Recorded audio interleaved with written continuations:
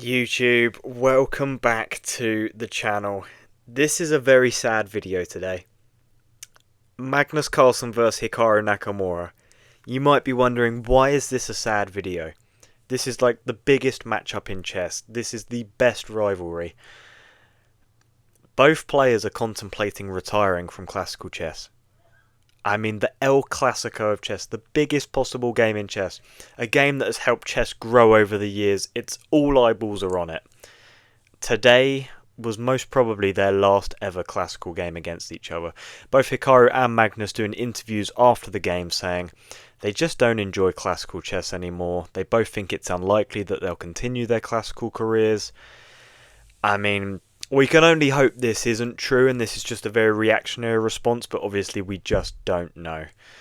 So today, this could be the last time we are ever able to review a Magnus Carlsen vs Hikaru Nakamura classical chess game. It's very, very sad, okay? So 2 hours each, 10-second time increment, which should probably be left to rapid chess, but they've included it in this classical format. Magnus Carlsen with the white pieces, Hikaru Nakamura with the black pieces. If you go on to enjoy this video, drop a like, drop a subscription, that works. Okay, here we go. We get the move e4, we get e5, knight f3 and knight to c6. I mean, this position is reached probably a million times every single game. I personally like to play d4 right about now, which takes you into a Scotch opening. There's the Ponziani, there's the Spanish or the Roy Lopez. What else you got? You got the Italian. There's just so much. There's so much. But this game we get knight c3 and knight to f6. Now this is a 4 knights game, and this made me very nervous. And you might be wondering, Max, why on earth has the 4 knights game made you nervous? Well, when you see this in a classical format, you tend to instantly think draw.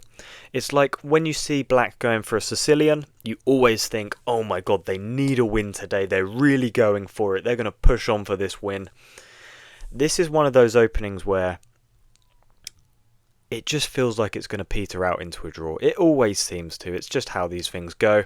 It's such an equal opening. I mean, already you can see it's like plus 0.2 for white. I mean, there's nothing in this at all.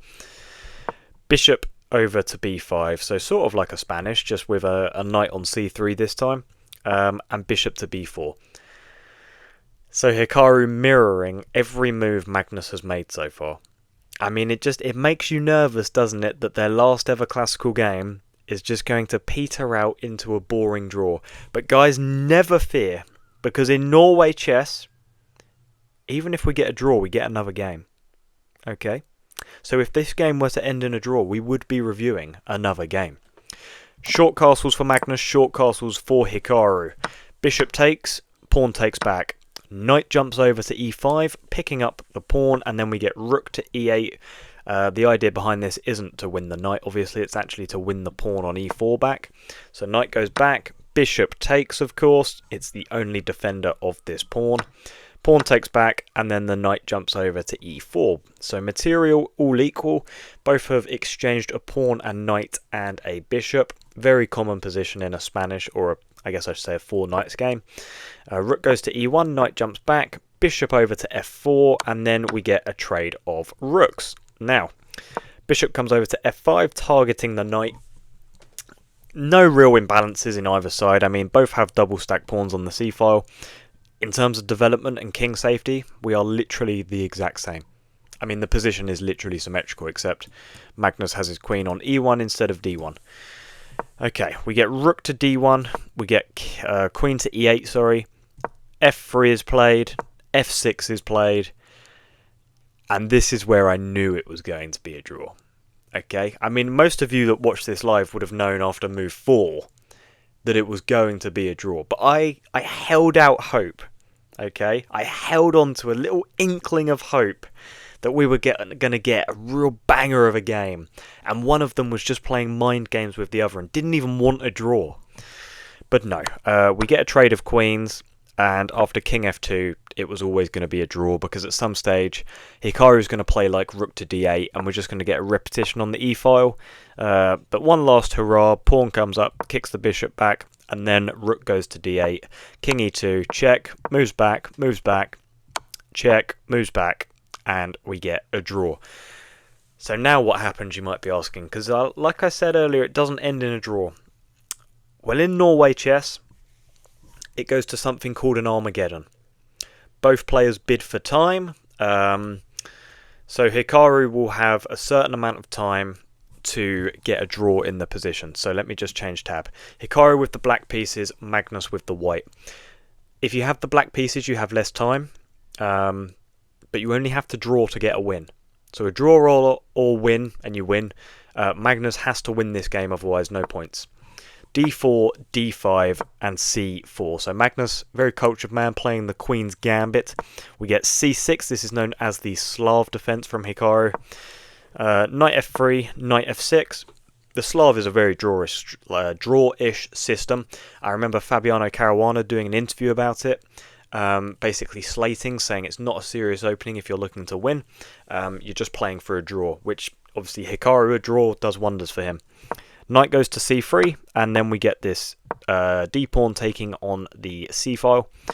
We get g3 looking to fianchetto the light square bishop, maybe going into like some sort of, I guess it's like a Catalan structure almost, isn't it, just without your c-pawn now.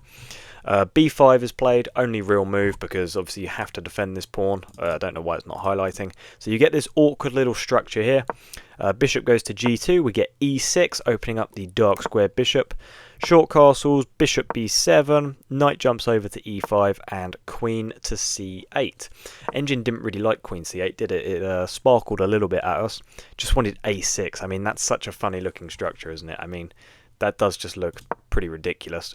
Queen to c8 though, b3, and then Hikaru plays this move b4, which the engine absolutely despicably hates. The only move to maintain any advantage for Magnus is this move knight a4.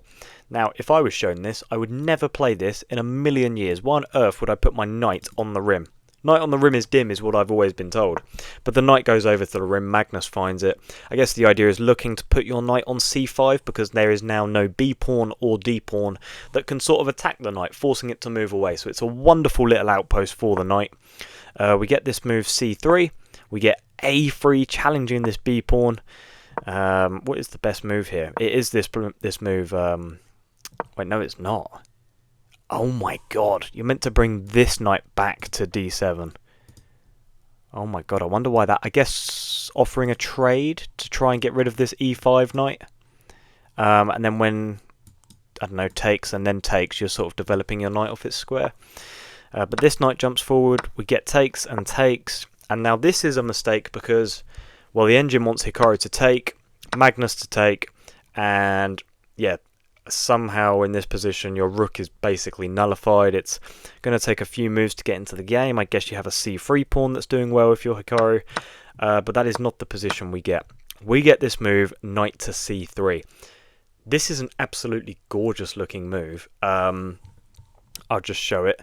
If you were to take this knight, then there's actually this move, knight to c4, threatening this fork.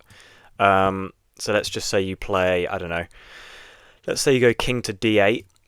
You then play, what is it? Yeah, you still play in here, hitting the queen.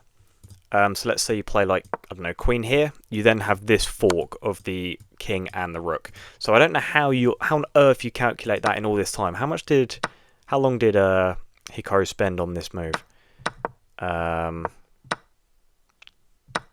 Magnus, sorry. Oh my god, he literally spent over like 3 minutes of, 2.5 minutes on this move. And Hikaru obviously knows if he takes, well then this move is coming. What would happen if you went this way? Oh yeah, you can't go that way, sorry. If you go this way, then here. No, I did find a different line earlier. Hang on, let me find it. Where is this line? Here. With check. Oh, there it is. Yes, the queen goes that way. You give this check. So if king goes this way, you can obviously, I'll just show you guys here, check. King has to move, and then you win the rook. Wow, it doesn't even want you to take the rook here. What does it want? It wants knight to d6 check. It just wants you to go back. And after king to d8, wow, it just wants you to sort of repeat and then take. But if the king was to go to this square, then you could pick up this bishop for free because it's a discovered check on the king. So this knight takes on c3 idea is absolutely just wonderful by Magnus. I mean, that is just such a gangster move, isn't it? Hikaru then spends literally like 30 seconds and is just like, well, I'm not going to take that knight because I've calculated that immediately. I mean, how do you do these? Super GMs are absolutely insane. Short castles, which is a bit of an inaccuracy. We get a trade on this and then trade of the knights. Knight jumps up to a4, bishop a6, queen goes to d2 to obviously reinforce this pawn. Or is it to reinforce? No, it's to hit this pawn, isn't it? That's the idea. Bishop b5 hits the knight. Rook comes over to c1. Rook jumps up. Oh my god, we get a nice little connect free. I mean, if you were to hide the eval bar, I would not be able to tell you that Magnus is plus 1.25 in this position. I mean, I just don't see the advantage. I don't know where it's coming from. I mean, obviously your light squared bishop is unbelievably powerful paired with this rook. This pawn is extremely vulnerable, I guess, so that makes sense. I guess you can kind of see the advantage. Takes, knight jumps forward.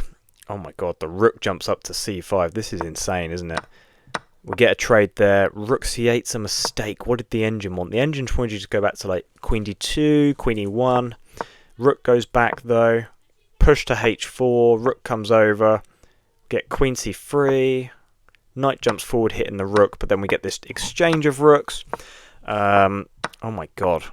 Hikaru really just going all out with the pawn pushes, isn't he? Jesus. Get another takes. F takes on g3. King g7. Oh my god. King goes up to g2. Rook to h8? Really? I guess you're sort of trying to put some sort of pressure down here. X takes... okay, we get... oh no. Queen takes on e4. What was the best move? What is the best move here? Wants queen f4.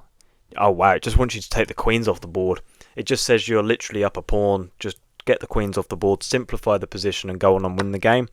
But Magnus obviously opts to take the pawn. Hikaru gives this check. Why is this so bad? King goes to f3. Bishop goes back. King goes up. Queen. Oh my god.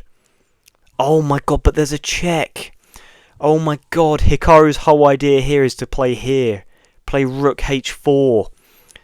Oh my god. And this pawn obviously wouldn't be able to take because the queen pins it. Oh my god. But there's this move check first, which Magnus finds.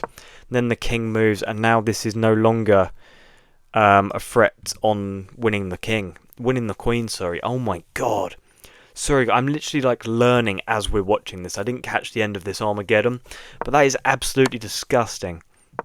So both down in a time scramble, so they can't calculate everything. Hikaru has like 30 seconds left on the clock. Clearly wants to play this move rook to h4, trying to win Magnus's queen, because this pawn wouldn't be able to take because of this pin. Oh my god, that's insane. But Magnus has this check first to move his queen out the way, no longer pinned, and then you take the bishop. Oh my god, and there's just no advantage. After rook a1, oh wow, Hikaru just resigns. Because, oh my god, mate is coming. Oh my god. What does the engine want here? It wants you to play like queen d2 check. Let's just say you played a nothing move like this. The mate on the board is obviously here, here, here. King to g6, and then rook to g8. This is mate because obviously king. Pawn protects these. Queen down here, rook here. Jesus Christ. So guys, the end of an era. Magnus versus Hikaru is no more. Magnus picking up the win in the Armageddon, so he moves to 11 out of 23 in Norway chess. The other games haven't finished yet. He's still number one. He's still leading the way. But if Fabiano picks up a win against Wei Yi, he will be top. But guys, I thought this game deserved its own video, so we are going to leave it there. Hopefully we get to see these two on the board at some time in the near future. This can't be the end. I think Magnus has a classical record against Hikaru of like 14 wins, and Hikaru's won like 1. Obviously there's been loads of draws and stuff, but Yeah, it's pretty extravagant how one-sided it's been, but it has been a rivalry for the ages. If this is how it goes out, then so be it, but we hope to see some more in the near future. If you enjoyed this recap, please be sure to like the video, subscribe if you are new, and I will see you in the next one. Goodbye, guys.